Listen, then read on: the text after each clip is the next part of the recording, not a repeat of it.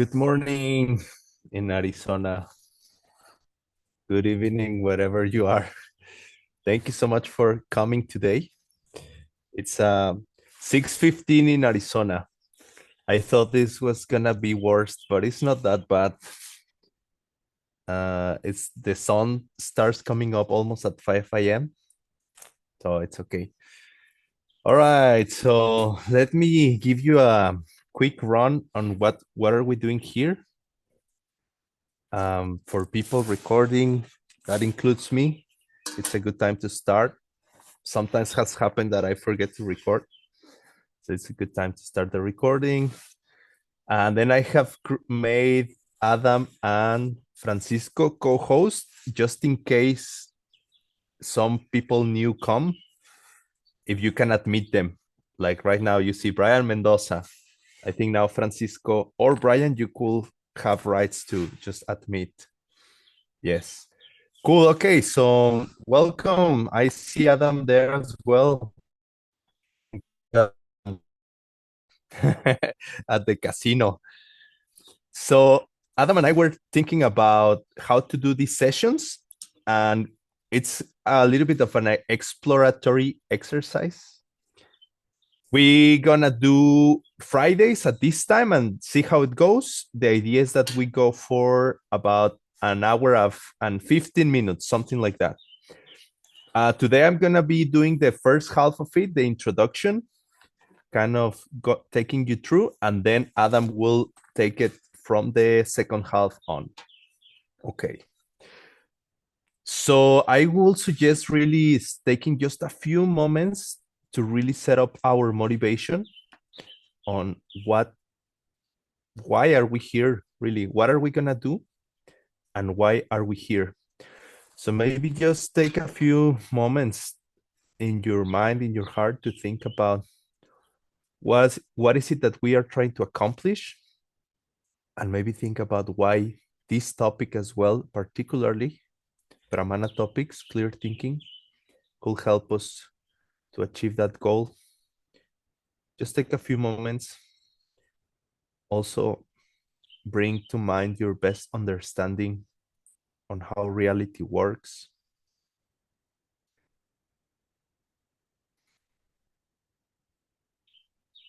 And set your motivation.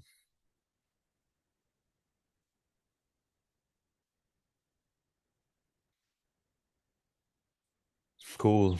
And may all beings be happy.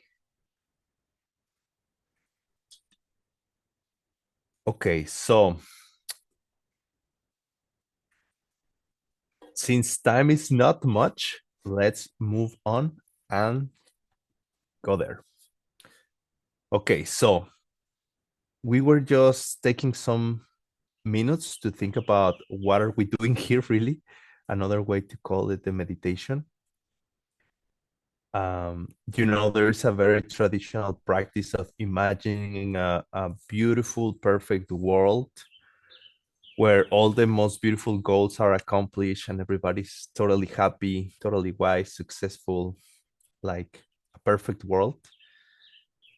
And yeah, that perfect world uh, includes sometimes like ideas that conventionally speaking can be difficult to accept. Like if somebody just comes into the street and tell you like, hey, my friend, come, I want to invite you to a course where they're gonna teach you how never die, how never get old, how never get sick. You don't even have to die, never again. I mean, sounds like, what are you talking about, right?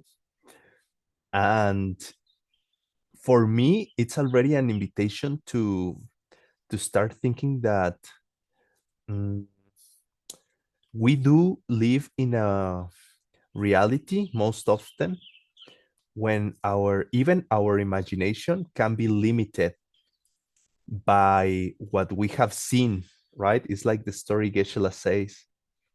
The dogs have a meeting, and one of the dogs is telling them that this chew toy, this chew toy, I've seen people can use it to write letters, to communicate in deeper ways. And then all the dogs just think like, come on, man, you're crazy. Keep eating your dog food. So in the same way, I think sometimes like if people come and they tell you like, another world is possible, another reality is possible, another state of mind, of another state of being is totally possible. And we are like, nah, I don't know about that. But one of the purposes of this class, of these sessions, is actually become able to prove ourselves that it is true that another reality is possible. So in one way, I will say that, um, let me put it this way. I see personally like three different kind of goals for these sessions: short-term goal, mid-term goal, and ultimate goal. So for the short term, I will say mostly is to just learn Pramana in general, learn about clear thinking, and get familiar with the Dura topics. The book we are using as inspiration for these sessions, this is going to be kind of basically the main text. Maybe here and there we throw a few other things, but this is the main text we're going to be using.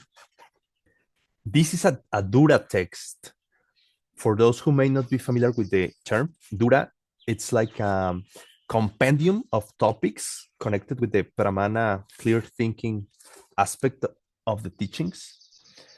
And it's like a book that contains many of the topics and the tools that you will find if you study, for example, Dharmakirti Pramana Vartika.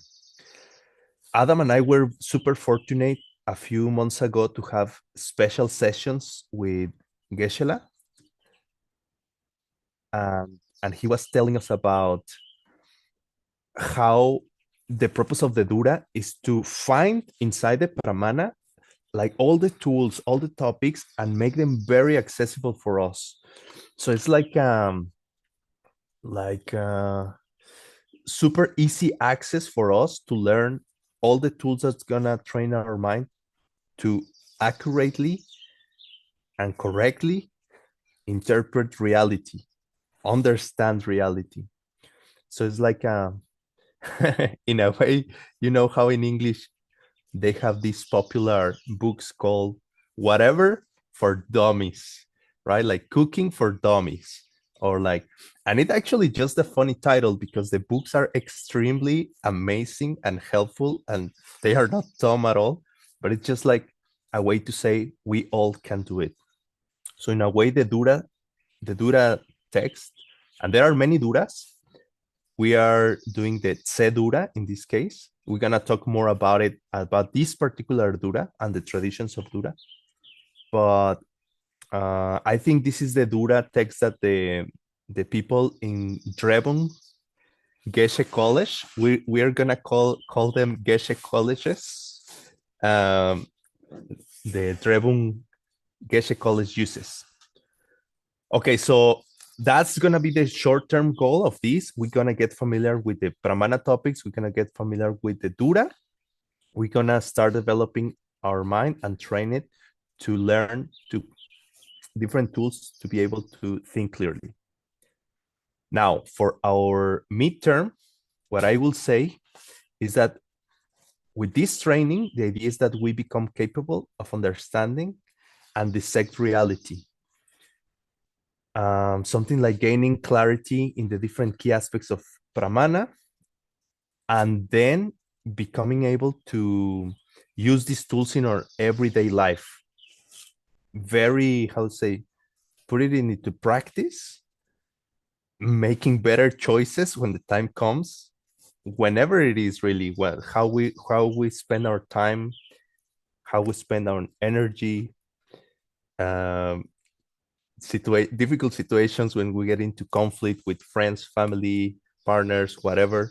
All these tools are going to become helpful when we find ourselves in these kind of situations, and also in beautiful situations, like when the birthday of I don't know, a beloved person comes. If we know how to think clearly, we're going to be able to make great decisions for planting the right seeds we want to ripen in our perfect reality.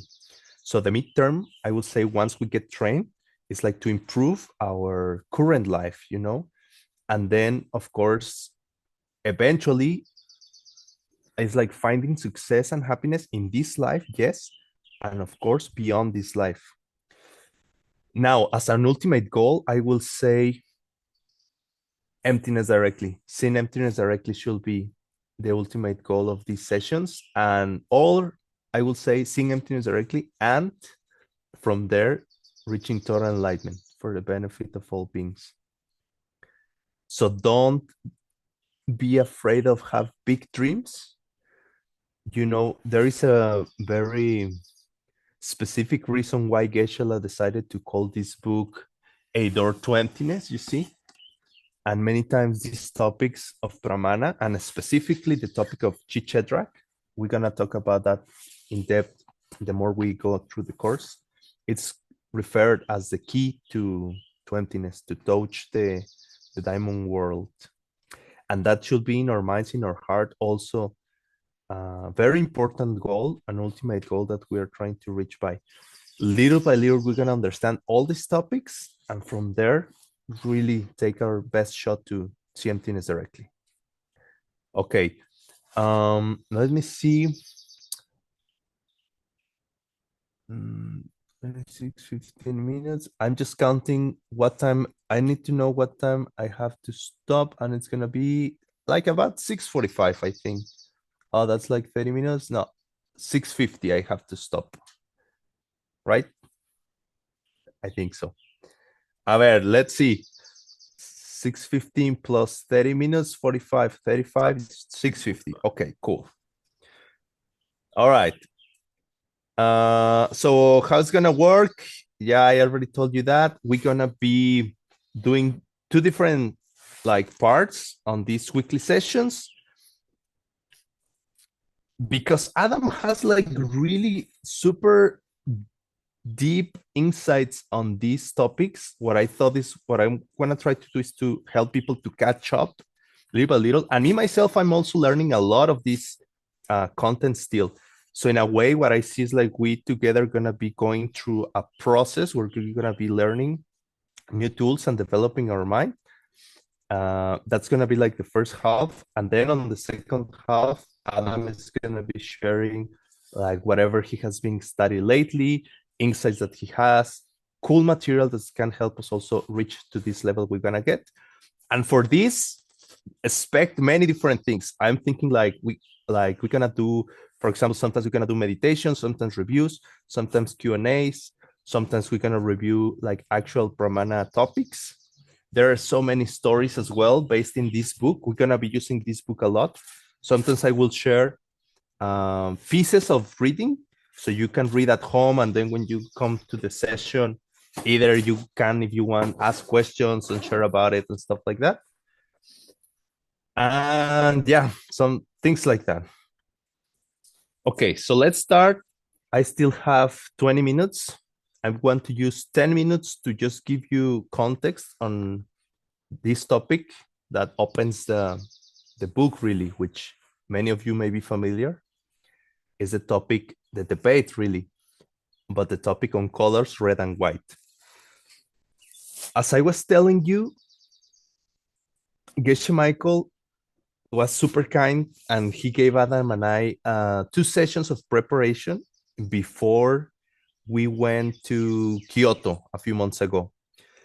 And then he was telling us like the importance and the story of this topic, Pramana.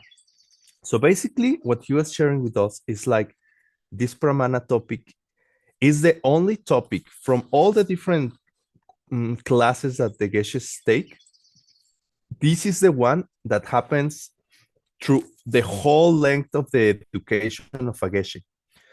So basically, like the Geshe study course takes about 18 to 25 years, depend how fast you move, right? But let's say average 20 years. So at the very first, when the Geshe candidates start the course, they may be like around 15-year-old. And you know how important the debate is in their education. They are constantly, I think, I don't know if it's like, actually, I think, Adam, correct me if I'm wrong, but I think it's every day they have debates at night. And if Yeah, not every day, it may be like 5 days a week. yeah, and then sometimes they have. I mean, I think it's three times a week. They debate twice. So sometimes they'll Mm-hmm. go till 11:30, 12 at night. Mm-hmm, mm-hmm, mm-hmm. So it's something that's happening all through their education. But before they are allowed to go into the debate ground, just to start like using the topics of the class, they need to start getting familiar with the some of the Dura topics. So these opening debates that we find in the book are debates that young students at the age of 15 start, getting familiar with. But then Geshe raised the question, like, do you think it's just like a random um, fact or a random situation that this is the topics um, they are chosen to train the new students? Excuse my English, what I'm trying to say, like, is it random that these are the topics that they use, or there is a deeper reason? Geshe Michael also very often encourages us to try to find kind of magic, I will say, in the everyday um, situations that are happening all the time around us. In the sense, like, how he has been talking lately about hidden messages, for example. Like, is there a secret reason, a hidden reason, sometimes called divine display of why this topic may be one of the very first ones? So let's just cook it for a minute. Just keep thinking about it. And let me describe you a little bit of how this process goes. So when a student, Geshe candidate, start the process, they first go through 12 years studying perfection of wisdom, that slower middle way. 12 years. And the book, if I'm correct, that they use the most is the book that these days Geshe is translating with Tim Lowenhaupt. It's the Avisamaya Lankara, I think. They spent 12 years going through this book.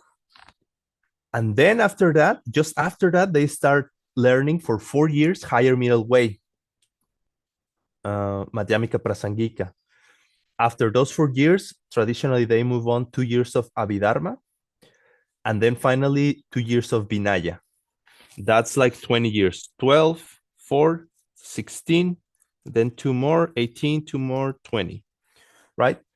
But through the process of all those 20 years, Sadam was just confirming with me, they always have baits. So it's like a part of the training that's always constantly happening. And not only that, but every winter, starting around November or October kind of thing, they also do 3 months of Pramana debates. It's super famous, called the winter debates. And Geshe was telling us, like, it's like 7 colleges, the main 7 colleges of this tradition, of the Jetson Kappa tradition. Each one of them invites like their best 50 um, debaters, let's say, or students. It's like 2 colleges from Sera, 2 colleges from Ganden, 2 colleges from Depung, and then Geshe was saying that also Trashik Lumbo is invited. So if you make the math, if you do the math, it's about 400 to 500 debaters. And I mean, I don't know if you want to know about these, but I mean, just for the record, I'm just gonna share with you what are the 2 colleges that are mostly invited from all these 7 colleges. So from Sera is the 2 colleges, Sera May and Sera J. And from Ganden Geshe University is Yangtze and Shartse. Then from Drepung is Goman and Loseling. Goman and Loseling.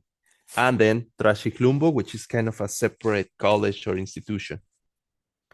I mean, just if you're curious and you want to know who goes to these programs. And then Geshe has amazing stories that he say that he was one of the very few people who had the chance to go. I don't remember how many times, but I think he went like 5 or 6 times, which is very, very unusual for a person. If you're lucky, you get to go once. If you're super lucky, maybe two, and unbelievable, maybe three. But he had the chance to go. I don't remember. I'll find out, but let's say about 5 or 6 times. And what he says is like this kind of activity forms a really, really strong community and lineage as well, because then is when these students get the chance to get to know each other. And because it's like some of the best students from all these um, universities, I'm gonna call them universities, they end up, because they are like very, how to say, prominent students, let's say, many of them later end up being in like admin positions, managing positions. Some of them become abbots or debate masters or heads of different houses. So at the end of the day, they get to know like how do you call it, the high position people from all these universities. They got to know each other when they were debating. They got to learn from each other, and it creates like a very strong foundation on connection and cooperation between the lineage. I think this is something that we can learn from it as well. Like many times, people feel like the purpose of the debate should be to make your point or to basically just win no matter what. This happens sometimes when we have the habit of arguing that we just want to be right. But remember that the debate, if you do it honestly and with a good intention and good heart, the main goal should be finding truth. And my advice always, I really like debate and I find it very fun. One of the reasons is really because you can learn a lot. Even when you lose, you can learn a lot. So one of my advices on it, if you ever get, how to say, if you want to dive into debate, which I really recommend to, never be afraid of losing. It's not about winning, it's not about losing. Don't be afraid of, I don't know, how you're going to look or whatever. Just if you do it honestly, I think we can find great jewels out of this activity. Just do it with the heart of really helping yourself, helping the other person, finding truth. And yes, it's part of the fun to sometimes be a little tough or even a little mean, but in a way you have to do it with a big smile in your heart, and with this love not only for your opponent, love not only also for you, but love for everyone who's listening to the debate, and love, most importantly, I will say, for truth, if that makes sense. And with a just happy heart. And then if you do it like that, I can understand why you can make really good friends by debating, because you also are humble enough to be vulnerable in the debate, but at the same time, uh, you are, how to say, fierce enough to stand up for yourself, which can be as well like a beautiful side of yourself that you can be sharing with other people and others sharing with you. So, anyways, all this is just for maybe helping create this picture on how these debates, the winter debates, work a little bit. What's the kind of vibe, let's say, that gets formed around this activity with 400, 500 people there every winter for during 20 years. So get like a picture on how this works. Um, this Geshe Michael was saying as well when we share with us this topic that sometimes these Pramana topics can be underestimated. And he told us the story that a very great Tibetan scholar, his name is Gene Smith, super, super famous. Even he that he was like an eminence on like scriptures and scholar academy. Geshe said that he never fully appreciated the topics of Pramana. He thought it was just more like a compendium for kids to get them to a certain level where they could keep going in their studies. But he didn't understood that maybe, well, maybe he didn't understood that these topics are actually like the key to deep and profound realizations. Geshe say that even at some point, this um, practice of analytical contemplation, debate, arguing could be equally or even more important than meditation.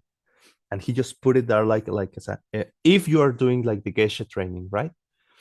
Now, for all of you that are interested, you know how the upcoming organization of the five houses is encouraging people to find the house that you like the most and that feel most connected with. Like this one, for example, the Pramana topics for the classic house, which is kind of the equivalent of the Geshe training, is like definitely like a must. If you really become good at it, it's gonna improve your career, let's put it that way, 100%, totally. And Geshe was telling us like this kind of little homework to think, why do you think, and this is something just for you to think, maybe next session we can discuss about it, why do you think this is the foundation for spiritual practice? What do you think is the connection between um, clear thinking and have a successful spiritual practice? Because you know sometimes in the new traditions, like just, I don't know how to call them, new age traditions or something, clear thinking is not very much emphasized. Actually, it's almost like as if it was a little, they will try to avoid it a little bit. And they'll be like, nah, don't worry, don't think too much, just feel, let yourself connect with everything and with nothing at the same time. I mean no disrespect, and I'm not really talking about a particular tradition, but I'm just saying that these ideas sometimes have being spread out. But in the other hand, in this tradition, actually clear thinking is super emphasized as a door to deep spiritual practice.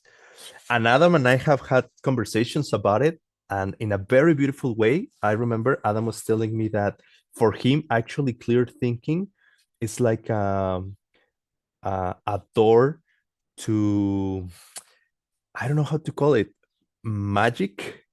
Like, it's not that you have to choose one or the other, is that they both complement each other. And then eventually we can talk about it as well when we, because I do want to talk about it at some point, is the connection between the yoga practice and clear thinking and pramana. Now, just to finish, because soon I have to move on. Um, yeah, I wanted to show you just the very first debate, just to start getting familiar with it. One sec, I'm gonna share my screen.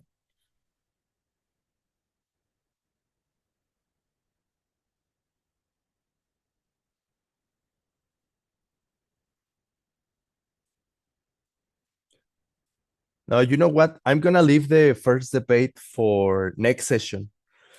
What I'm just gonna do instead, because I only have like 5 more minutes, is this. Now that we are trying to establish why Pramana is a super important thing to study, I want to bring this up. Check this out. Do you know what I have here, right? And just a few days ago, when I was preparing for this session, I came to realize that one, if not the most popular teaching of Geshe Michael, this, the one who holds basically the key to see emptiness directly, I will argue that it's actually a Pramana teaching. Why? Because it's all about perception. It's about what is this? How does the dog see this? How do you see this? If no one is in the room at some point and there is no subject to perceive an object, what it is. So then I came to realize that all the teaching of the pen is actually, I will argue, is a Pramana teaching. It's a matter of perception. How are we perceiving reality? And not only that, but also then I thought that the whole basically key to enlightenment is wisdom, right? And wisdom has to do with how we perceive reality, how we understand reality. So, how we see ourselves, how we see a world, how we interact with it.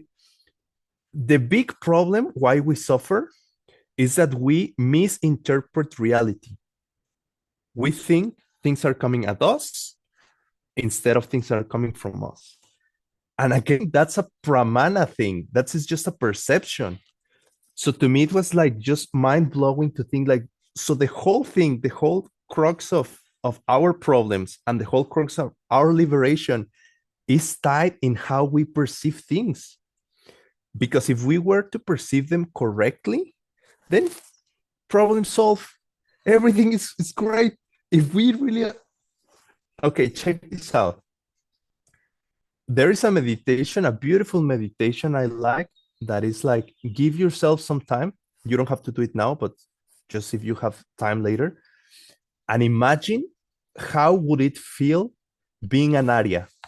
Like imagine you already have the direct perception of emptiness, and then you're back in your daily life, but now you know how things are.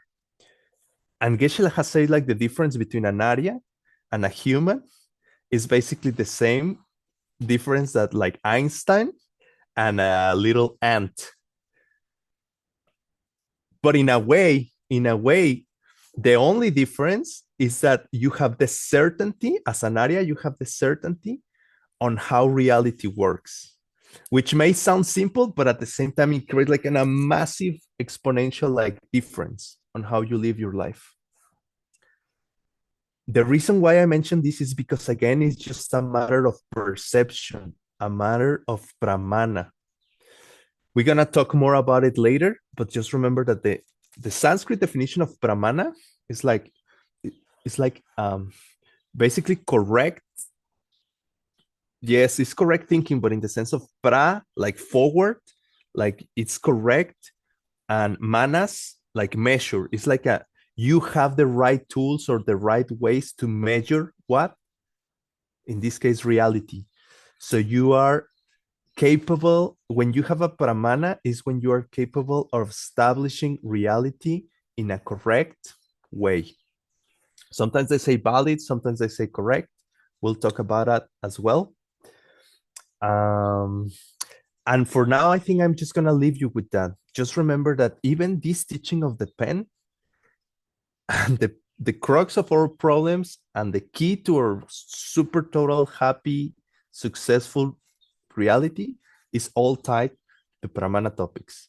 That's why we are going to go through the book, be learning the different tools, the different topics that are gonna first get us capable to start transforming our life here and now, and eventually take us there when we can see emptiness directly and move on with this happiness beyond this life. Okay, so I'm gonna let Adam take the next half of the session. I'm gonna also move because now the sun is in my face. It's very but thank you, Adam. Thank you for being here. Oh man, thank you, Juan. Hola, Aba. Yeah. Hey, everyone. Okay. Listen, hello. Woo. Good morning, everyone. Yeah, so this morning I felt like maybe we would just talk a little bit about what my kind of half of the sessions would be like from week to week. And wanted to show you guys maybe we would have a Friday morning, Friday evening movie night here. So I've got like a 4 minute, I've got a 4 minute video here I wanted to share with you guys. A little background. I stayed with Jigme for a while in Sedona, and one day I was going through her bookshelf and I found this video cassette, and on it it said Geshe Michael Geshe ceremony. And I picked it up and I was like, whoa, what is this? And she told me that she had recorded Geshe Michael's graduation ceremony from the Geshe program. And I asked her why nobody else had seen it, why I was like the only person that was like, that had really looked at it. And she said that she didn't quite know how to get it transferred to like DVD or CD, or she didn't know how to make it like a digital file. And so I told her that I would take the video cassette and I would take it to Phoenix, and I would have a professional service convert the video into a new video format. So this was maybe 12 years ago. And because Juan spent so much time, talking about the Geshe program, I thought maybe you guys would like to see Geshe Michael debating and Geshe Michael debating during his Geshe ceremony. So this is a clip. The original video was like 3 hours long, super long.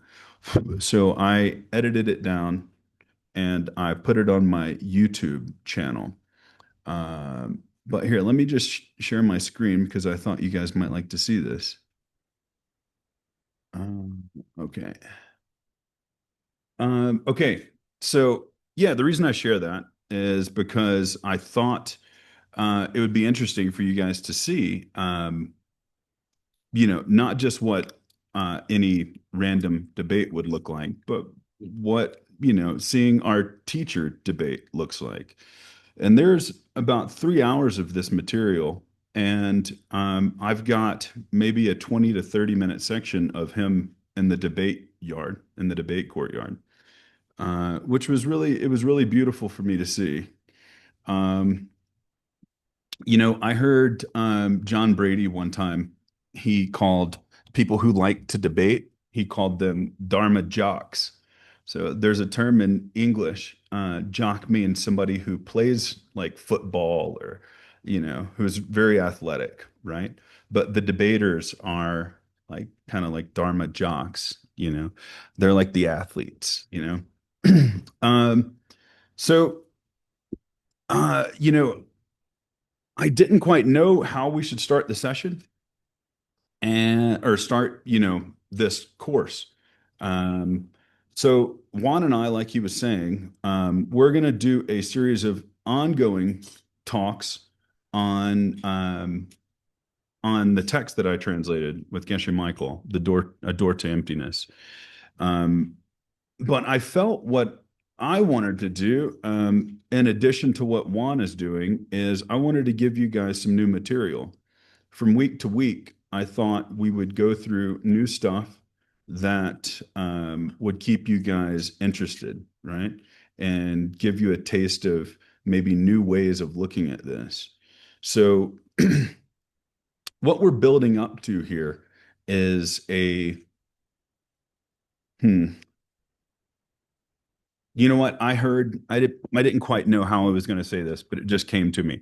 So, there's an old, you can find it in the Lam Rim and a liberation, gift of liberation.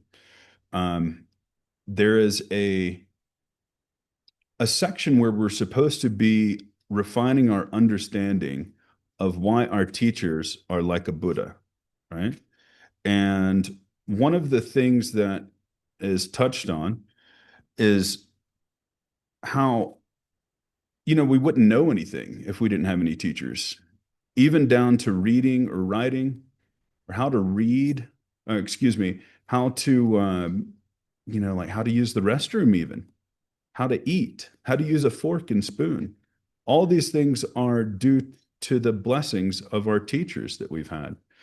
And, there's a very beautiful image that they use, which is like learning things um, is like a lamp in your mind. Okay. And each time, for instance, they give an example. Hey,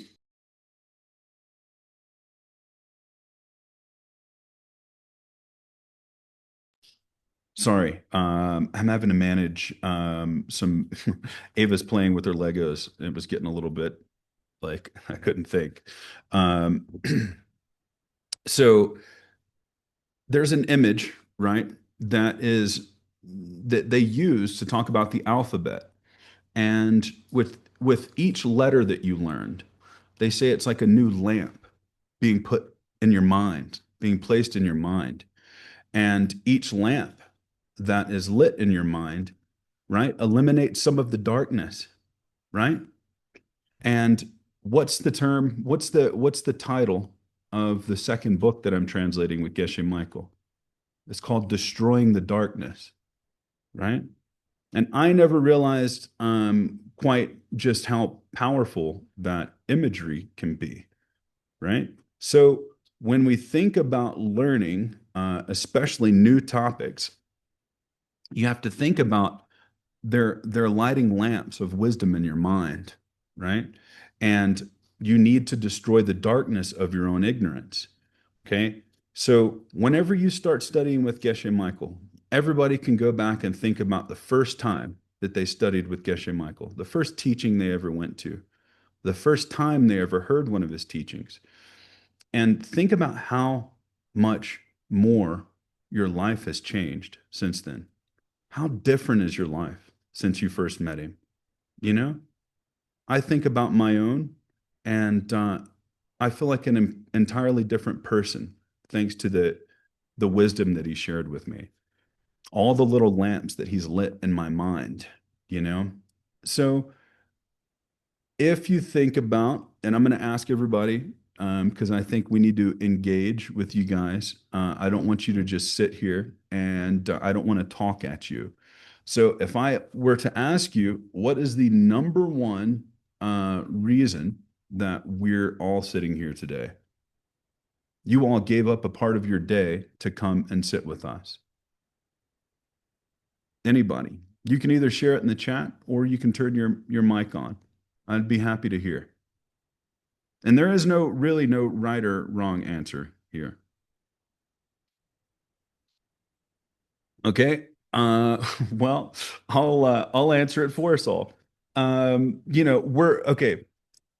If we're going to reach Buddhahood, right? We have a series of 5 paths that we all have to travel between.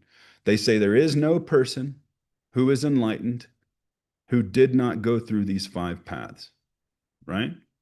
Now, I kind of mentioned this at one point during the mixed nuts teachings, and somebody typed in the chat, "Well, yeah, but there are many different ways of reaching enlightenment, and you don't necessarily have to be a Buddhist practitioner to reach enlightenment, you know?"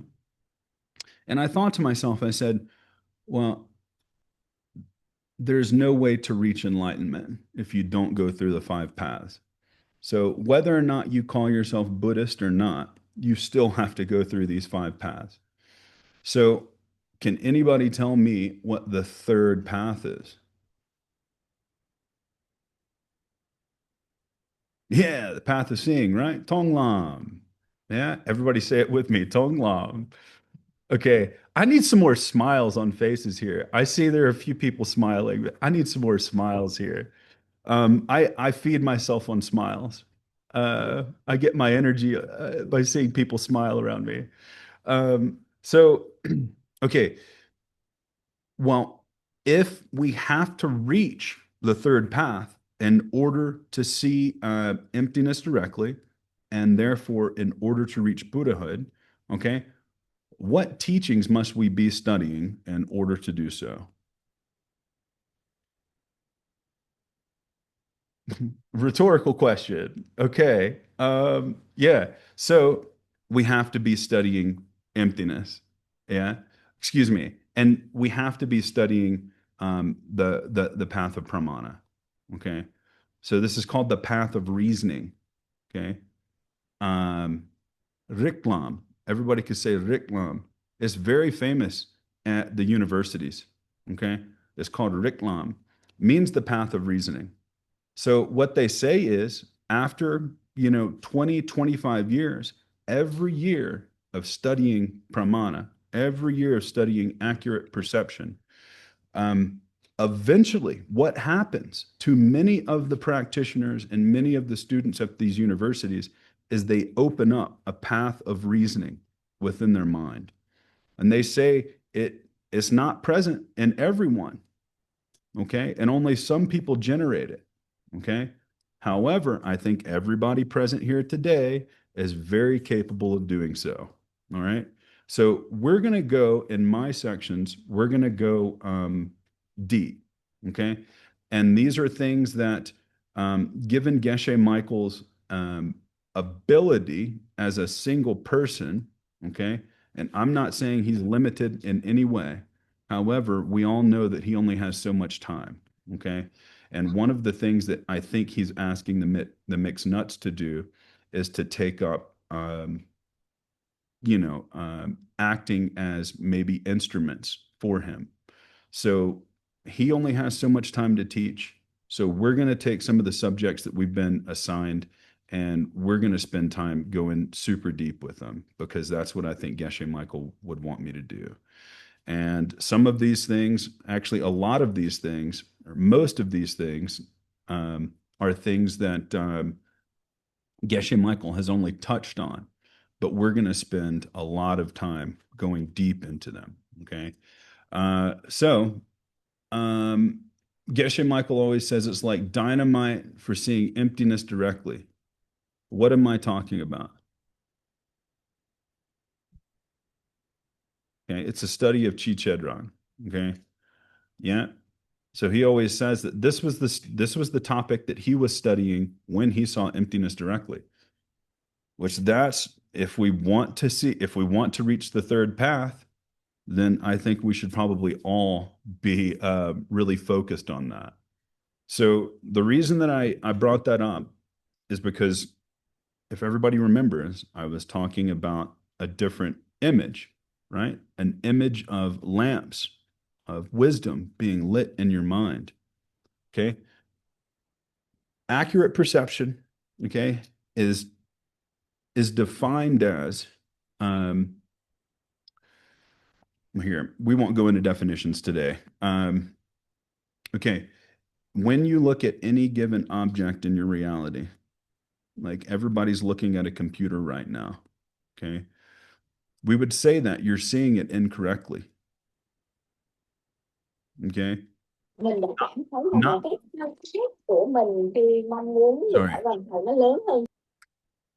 and not necessarily that you're not seeing the computer, but you are misunderstanding. Here, let me do this. Can everybody see me again? Yeah. Okay. So it's not that you're misperceiving the computer itself, okay? But you are misperceiving how the object exists, okay? And if this is hold on, are we spotlighted again? Should I go back to the other way? We're good right now? Okay. So we're misperceiving how objects exist. Okay. When you look at a computer, yes, you are seeing a computer screen. You are seeing outlines, right, of the screen itself and the body. You're seeing a keyboard. Yes. Okay.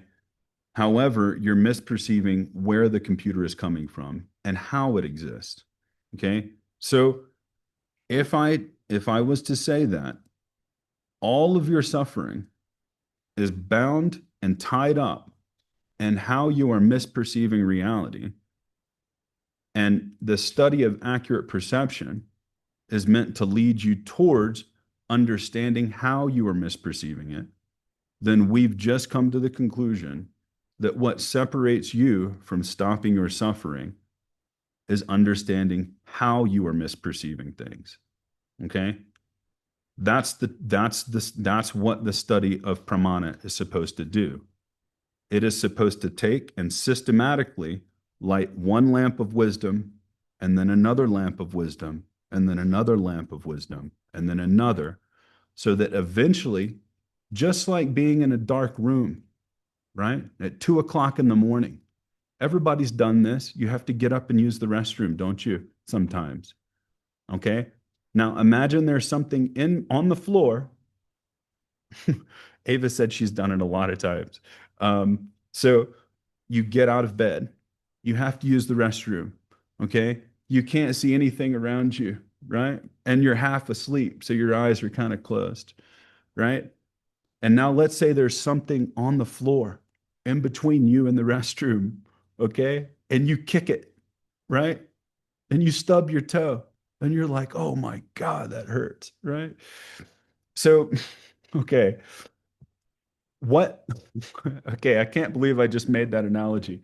But what what accurate perception is supposed to do is it's supposed to turn the light on for you so that you can see the objects, right? For what they are and how they exist and where they are. Okay? So that you don't stub your toe anymore and you quit suffering. Okay? Does that make sense? Okay, right? So what we're going to do is we're going to light lamps of wisdom, right? So that we can understand the things that we don't even know that we're misunderstanding right now. Okay? There are many things that I had no idea. I did not know what I did not know. How about that? Does that make sense? Okay. Ava says no. But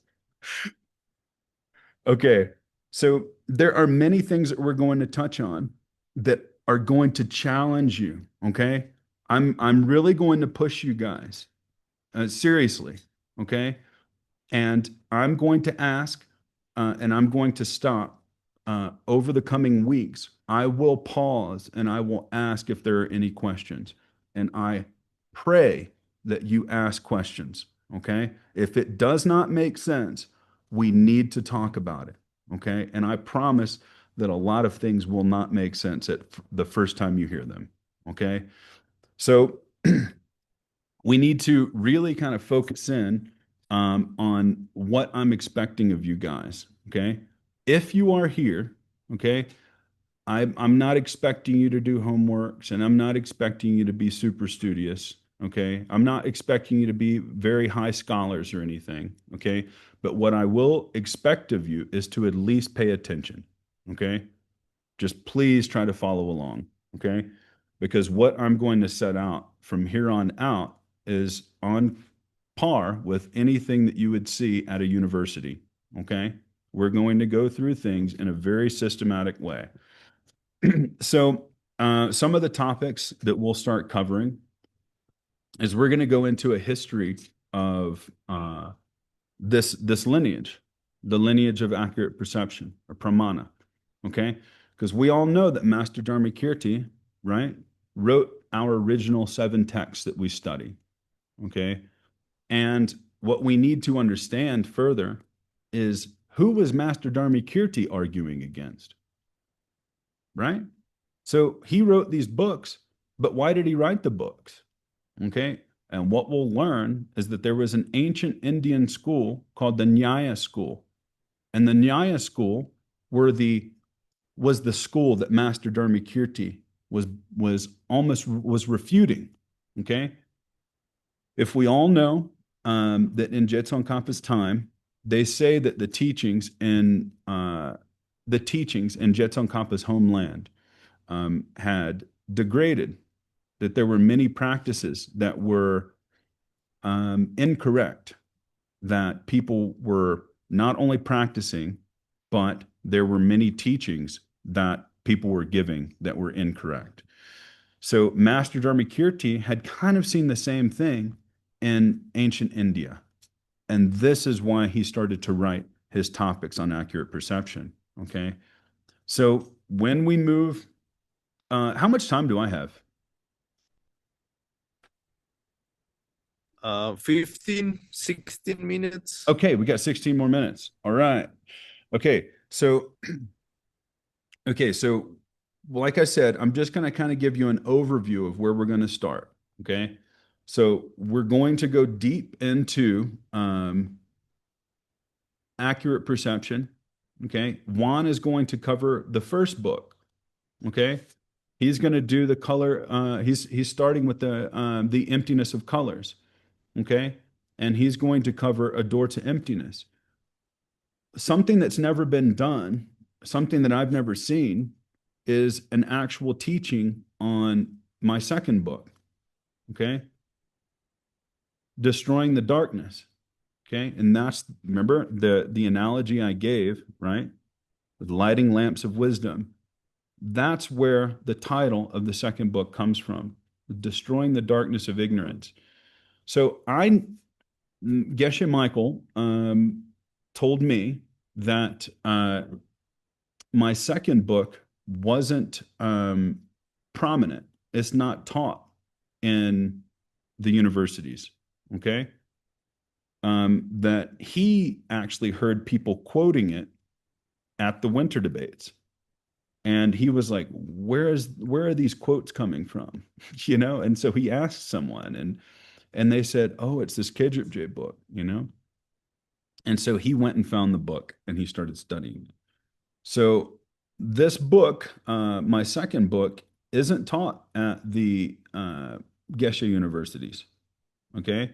It's something that you have to go out and find yourself, and you have to spend time researching in addition to all the other things that you're studying.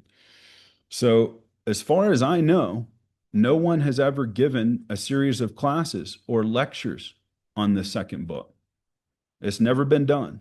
Okay. So, what we're going to do is we're going to go through the second book. Okay.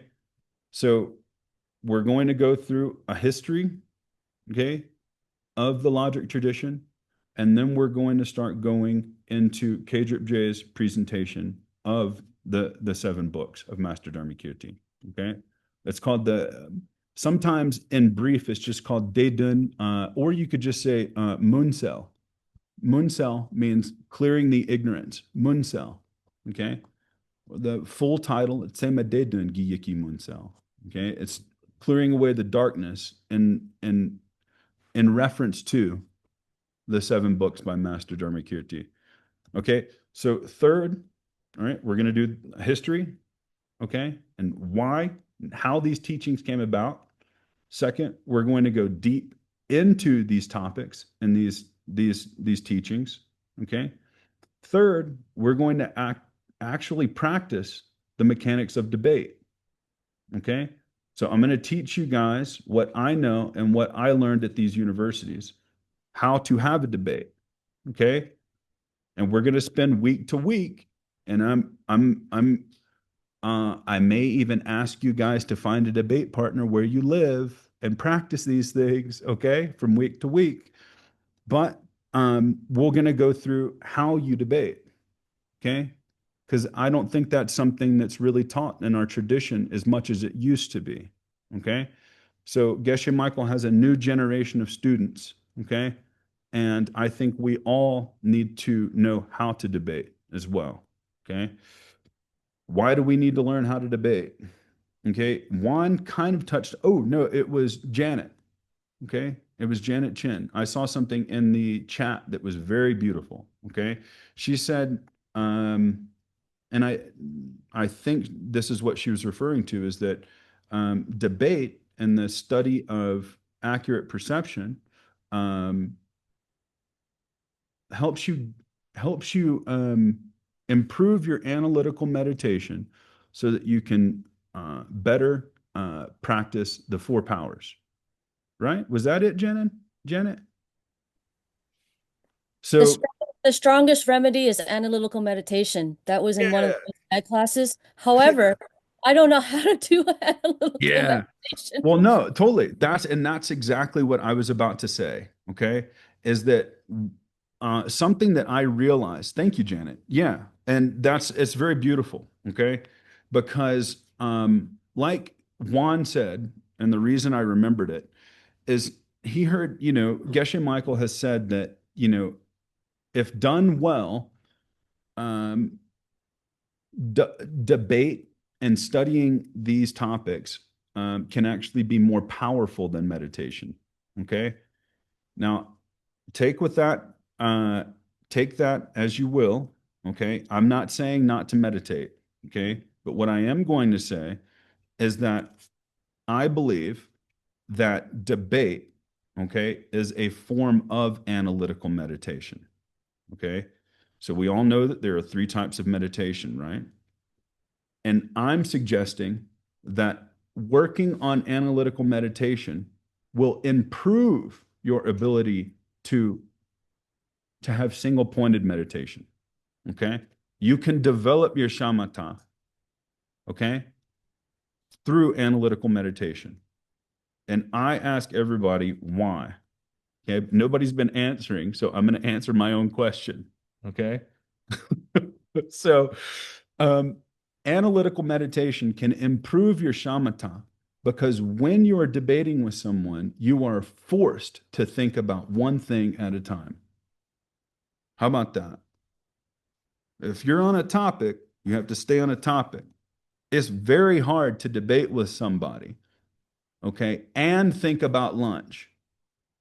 Okay? You see what I'm saying? You cannot do, especially if there's somebody in front of you who's, yeah, show, who's demanding answers of you. Okay.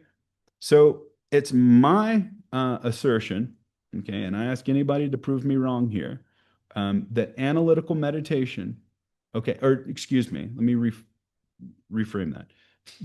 Debate is a form of analytical meditation, okay? And analytical meditation will improve your ability to sit on your cushion and stay single pointed, okay? So they work together, okay? Everybody has heard this before, right? Of method and wisdom, okay? And using skillful means, okay? In order to improve your practice, all right? So just like a bird, okay? Just like a bird has to have 2 wings to fly, okay? If one of a bird's wings is broken, it cannot fly, okay? So I'm asserting to you that analytical meditation will improve your ability to reach shamatha, okay? And, okay, when you begin to light these lamps of wisdom, okay, and you're getting closer and closer to seeing emptiness, all right? One of the things that is said is that when you're sitting on your cushion, okay, let's say it's the last meditation that you do before you see emptiness. This is the meditation where you're sitting on your cushion and you actually do it, okay?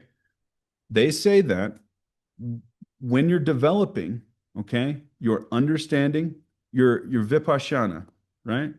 Your insight, okay? And you're improving shamatha, okay?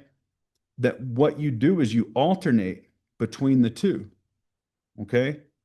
So you go into single pointed meditation, and then that slips into, okay, analytical reasoning on emptiness, okay? And then you sit with that for a while, and then you go back into single pointed meditation, okay? On these 2 things, they're said to alternate, okay, in the final stages, right before you see emptiness. So I'm telling you that because, like I just said, I think that analytical meditation and debate will support your shamatha, okay? And you have to alternate between the 2, okay? You have to be engaging in analytical meditation in your day-to-day life, meaning that the things that we're going to study here, you need to think about all day, okay? And I don't think that you're going to have to try to think about them all day. I think it's a habitual karma, okay? We all know that there are 4 flowers. And the more you sit with these things, the more they will popcorn in your mind all day. Okay? Like a song that's really annoying, that you don't like, and you can't get it out of your head. You know what I mean? Sometimes you hear these songs, you just can't get them out. Now, I'm not saying the Dharma is something that you don't want to hear, something that's annoying, but okay, given the fact that you come to these classes and given the fact that you go to the mixed nuts classes, it will bring about very beautiful thoughts day to day. Okay. So everybody has kind of a brief overview. Okay. And that we're going to try three different things. All right. There are three different kind of ways that I'm going to try to engage with you as somebody trying to share what I know. Okay. And if anybody has questions or if anybody has anything that they want to know about, please let me know. Okay. So if there's something that about this topic that maybe you've always wondered, right? Or, some subject regarding this. So maybe you've studied course 13 and there's something in that course that you don't understand. Please bring this up. Okay. This is your class, right? This is your class. Okay. And my job is to help you light these lamps. Okay. That's what we're going to do from week to week. So I thought maybe briefly, we've got 4 more minutes. So maybe briefly, we'll talk about what we're going to talk about next class. All right. So if we say that the key to seeing emptiness directly is understanding how our mind is creating mental images and how our mental images are being informed by our karma and how our karma is creating mental images and how these mental images are creating our reality. Okay. What you experience with your senses. Okay.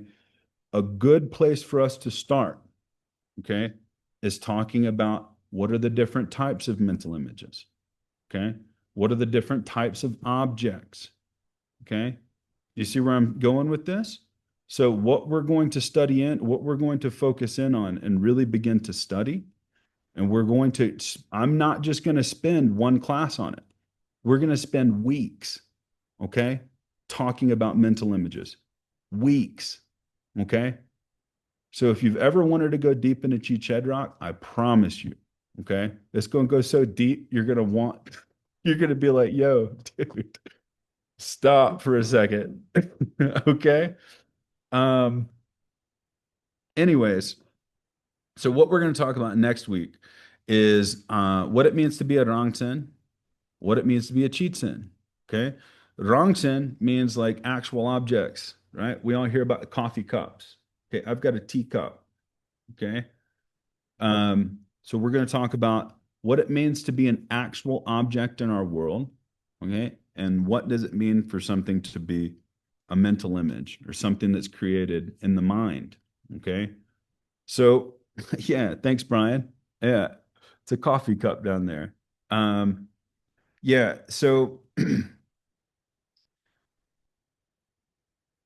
one of the things we're going to touch on, okay, and we have 2 more minutes. So this is something that I have just learned over the past maybe 4 or 5 years, okay, is that Master Dharmakirti belonged to the second school. Okay, we all know that. However, he also taught mind-only material, okay? And Master Dharmakirti also pulled many of the foundation knowledge that he uses from the Abhidharma school. So studying this school can actually take you through the first 3 schools in a very deep way. And there are schools within our tradition, something called the Svatantrika Madhyamaka school. There's, Sautrantika Madhyamaka school. There's actually a blend between the second school and the highest school. Okay? There's a section of the second school that skips mind only and hops right to Madhyamika. And maybe that's why Geshe Michael calls this the door to emptiness. Because if you study it well, you can go straight to highest teachings. Okay? So I'm also going to, as Juan goes through the Dura text, I'm going to take what he teaches from week to week. Yeah. Yeah, buy my book. That's right. Right. Well, that's what you hear on all the talk shows, right? As people come on the show and it's just a reason to sell their book, or on podcasts. So from a week to week basis, Juan is going to touch on different topics. Okay. And my job, in addition to these first three things that we described, is to number 4, take what we learn in Juan's course, in Juan's class, okay, and we're going to connect them straight to highest middle way. Okay. Make sense? Okay. So we're going to take all these things and wrap them up in a nice little package. I'm going to put a bow on them for you. Okay. All right. It's 8:30 now. I hope that at least gets you a little excited. Okay. Moving forward. I know this is kind of a difficult time. It's either early in the morning or it's either late at night for you. So I appreciate you all coming. And if you know somebody, that wants to come, please bring them. All right. I'd say the more the merrier. I was happy, super happy that we had 29 people come. But I think you guys will be very happy if you stick with this. Okay. Yeah, and we have a Telegram chat group. Now I just hear that in Vietnam, Telegram was canceled. So I don't know, we can think maybe to have a WhatsApp group or something, but there we can share materials. Like, for example, Geshe really recommend Adam and I sharing more of the introduction of this book, which is like 50 pages really. And we could share, for example, readings with you over there in the chat and stuff. If you want to ask questions to Adam or to me or in general, we can use the chat. But because this thing just happened in June, I think, Vietnam banned Telegram, we could consider WhatsApp. But just so you know, and then you can reach out there. Or what will be the best way to reach out to you, Adam? If people want to ask you questions or Telegram. I would be happy to share my email here in the chat if you all. Let me just figure out how to get out of the. I'm stuck in a private message with. Oh, there we go. Okay, with Juan. Yeah. So here I'm going to put my email in the chat, and I could also share my telephone number if anybody wants to text. But we could also try Telegram as well. Yeah. Okay, cool. Thank you so much then. Okay, so we'll see again, if everything goes well, next Friday, same time. Oh, quickly, how do you guys feel about doing homeworks and stuff from week to week? Should we or should we not? Everybody can nod their head. Does it sound good? No? Yeah, Vivi says no. Okay. Well, here, how about this? I'll put them up and you can take them if you want them. Okay. And if not, you don't have to. But I think Juan and I were talking about also doing meditations from week to week too on the stuff that we learn. So, okay. All right, Vivi. Yeah. Yeah, we could just a few questions from every session and people could be just free. If you want to answer them. If not. But I think could be a good idea just to have a few, whatever, easy, maybe 3 to 5 main ideas of each session, and just so people really get them nailed. Well, let's talk about it then. Let's not scare them yet. Yeah, totally. Yeah. Yeah, and furthermore, Geshe Michael said if you ever want your students to really love you, you have to let them out early. Okay. So I don't know if that goes the opposite way. We've kept you for 3 more minutes, but maybe hope you don't hate us now. Cool. Okay, thank you so much, everyone. Thank you so much, translators and recording people. Okay, see you soon next week. Bye, guys.